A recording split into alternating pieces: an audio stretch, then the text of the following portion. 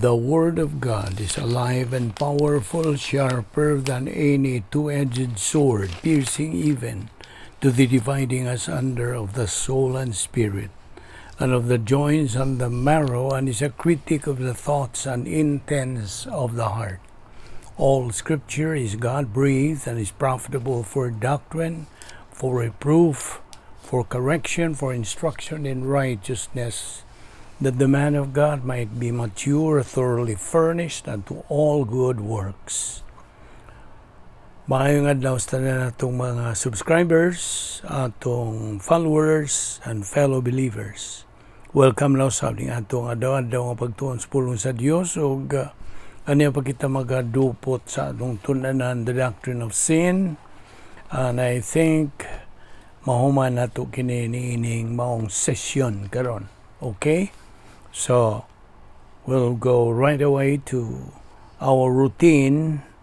Kung ikaw magtutuo, gikinahanglan nga imong gawiton ka ng prinsipyo sa 1:1:9, the rebound technique, aron ikaw mapunan sa Espiritu Santo. Ikaw nga dili magtutuo, ang imong tumanon o buhaton, aron ikaw masibo sa mga atong Bible study, mao ang imong pagtuo kang Ginoong Hesukristo ingon nga imong manuluwas. Busa magampot ta karon sa hilom, agi o pangandam. Let us pray.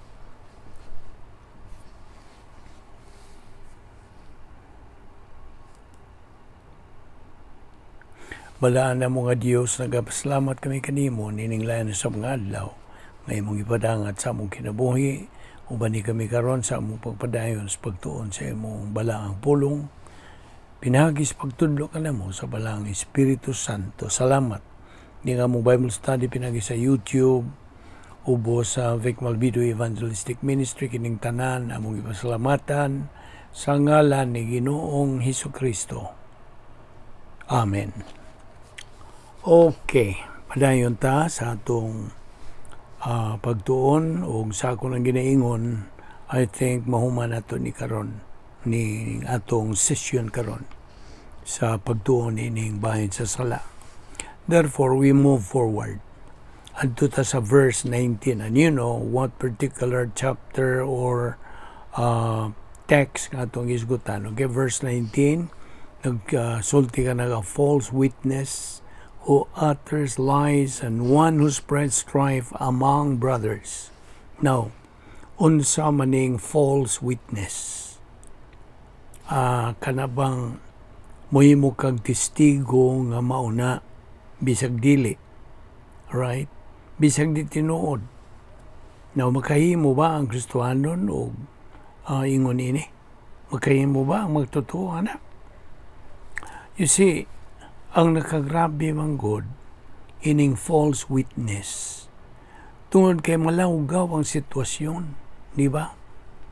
Ang buot nato ipasabot ini mao nga kuna ay maghimog bakak na pagtestigo, ang may tabo mao nga malubog na hinulang kaso kuna ang manggaling kaso.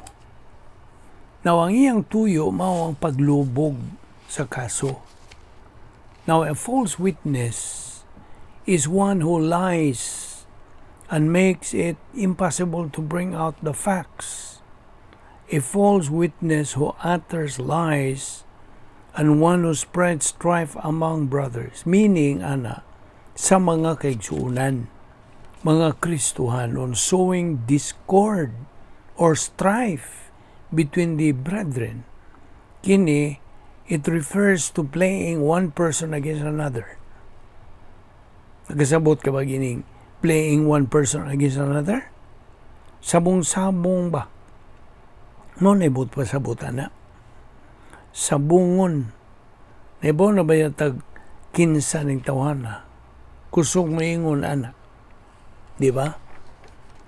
Namuadto na siya sa usa ka Kristohanon ug modayon ug ingon, naibaw ka ba nga si Kuan mao ni iyang gisulti? Mohong-hong na siya ingon anak. Adto na po siya ubang mga Kristohanon, hong-hong na po dito. So, ang resulta, pagbantay dyan mo ingon anak, I hope dili ka ingon ana pod. Karon nakasabot ka na bahin ining kahimtanga. Nakasabot ka na? I just hope ngano di ay nga si Timoteo nagasulti og likayin ninyo ning mga tawhana. Nakita ni mo na? Masin og sa una mo ingon kag di man na ang likayan. Angay man gani na nato sila maymayan. O mahimo ba? Mahimo ba ni silang mga tawhana maymayan? Mamay-may ba ni mga tawhana mo na yung pangutana? Kung wa man gani kini sila maminaw sa pagtudlo sa pulong sa Dios, kung wa man gani nila himo ang tinuod ng pulong sa Dios sa ilang kinabuhi, ikaw pagka musultig, mumaymay nila. Apilon ka. Apilon ka nila og duot. Unsay nga na nang ingon na iduot. Apilon ka nilang irok. Ituros ang kuto. Apilon ka nilang turos. Tudson ka ba? Mauna. Kaya nga no God, mao man gusto ini mga tawhana. Mao bitaw nagasulti, unsa may gisulti. Okay? Let's go to 2 Timothy chapter 3, verses 2 to 4. Kining gisgutan din mga Kristohano ni sila. Okay? O by the way, kung imong basahon ang versikulo 1 ani, nagasulti din unsay gisulti sa verse 1? Apan sabta kini nga unya sa kaulahiang mga adlaw, managpangabot ang mga panahon nga lisod. Naunsa man ang kaulahiang mga adlaw? Kanusa man ang kaulahiang mga adlaw? Kining kaulihang mga adlaw, mahimog daghaning buti pasabot ani. Apan kung atong tanahon kining gipanglista dinhi nga kaulahiang mga adlaw, managpangabot ang mga panahon nga malisod. Unsa may buti pasabot ini? Kining tanan nga atong gilista dinhi, gilista ni dili para sa unbeliever. Kini mga buhat nga tanang gilista nato dinhi para sa mga magtutuo ni. These are for believers. Nang makabuhat ba ang mga magtutuo ini tuod? Pila ka buok nga sala ang gilista dinhi? Giihap ba ninyo? Pila ka buok? Abe, ato kunong ipon, magdungan tag-ihap ba?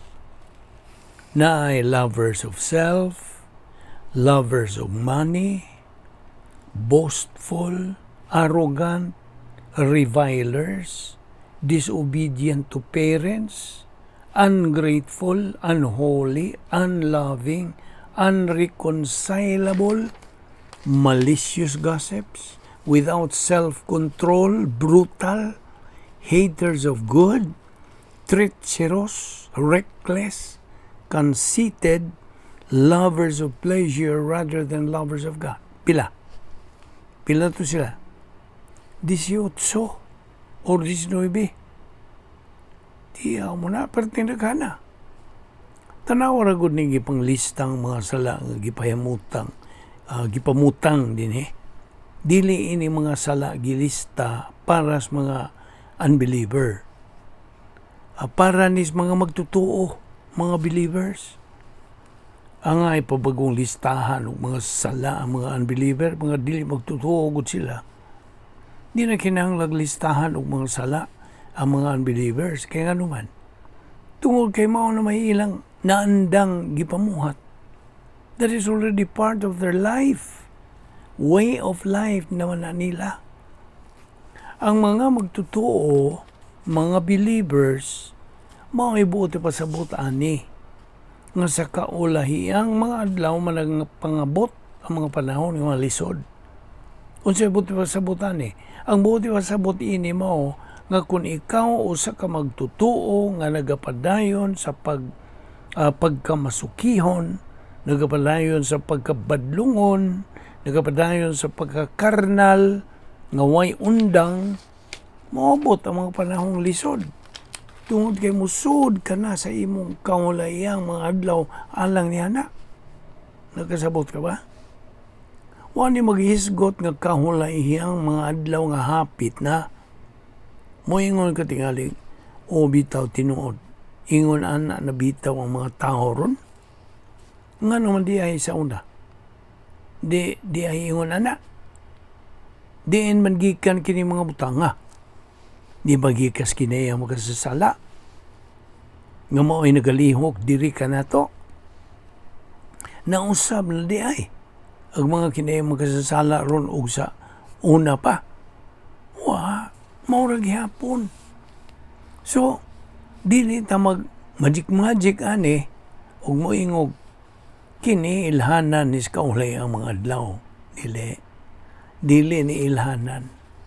Ilhanan ni sa usa ka magtotoo nga nagpadayon sa iyang pagkakarnal, nagpadayon ug nagpasagad na lang sa iyang kahimtang nahigawa sa plano sa Dios. Mao na atong ibuot iwasabot niining maong sitwasyon. Kaya ang mga tao niya magmahigugmaon sila kaugalingon.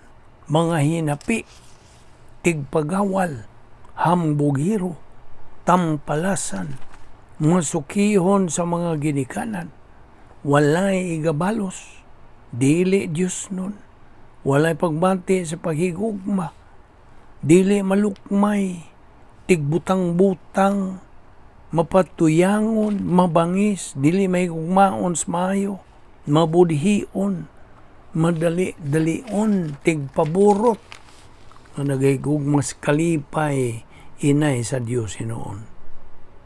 And we know that when we move forward, pagyod ini, kutos, versikulo 7, nagasulti na yun din nga kini mga tawhana, likayi ninyo.